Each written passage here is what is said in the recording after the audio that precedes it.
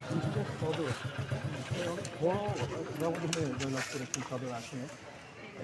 এই জয়ের আসলে পেছনে যারা মুখ্য ভূমিকা তারা এই ভূমিকা একজন কৃতিত্ব তাদেরকে দিচ্ছেন, কাকে দিচ্ছেন এবং নির্বাচিত হয়ে আপনি যে প্রতিশ্রুতি দিয়েছেন সেগুলো অবশ্যই বাস্তবায়ন করবেন এবং দুর্নীতি সবার উপরে আপনি আউযু বিল্লাহি মিনাশ শাইতানির রাজিম। ফাক্কু রাকাবা।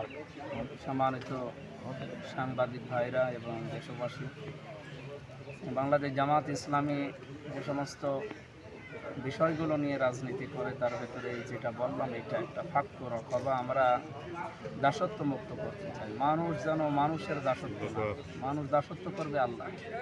সুতরাং সব শৃঙ্খল থেকে দাসত্ব থেকে মুক্ত করার জন্য বাংলাদেশ জামাত ইসলামী আপ্রাণ চেষ্টা চালিয়েছে।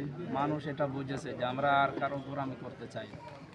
সে পৃথিবীর যত বড় শক্তিধর হোক, আমেরিকা বলেন, ভারত বলেন, কারো গোলামিতে আমরা বিশ্বাস করি না। আমরা গোলাম একমাত্র আল্লাহ। ইয়াকা না'বুদু ওয়া ইয়াকা নাস্তাইন, যেটা প্রতিনিয়ত পড়া হয়।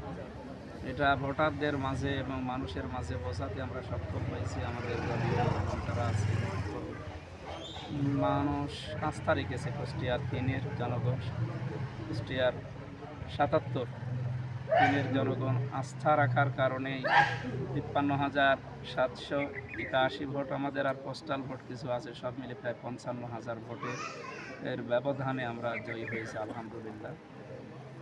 যেগুলো প্রতিশ্রুতি দিয়েছি চেষ্টা চালাবো 100% কার্যকর করা। এখন বাকি সময়ের ওপরে। সবাইকে নিয়ে কাজ করবেন বা কোনো হ্যাঁ, সবাইকে নিয়েই তো কাজ করা লাগবে। দেশে আমি একা একা কোনো কাজ করতে পারবো? সবাইকে নিয়ে কাজ করতে হবে।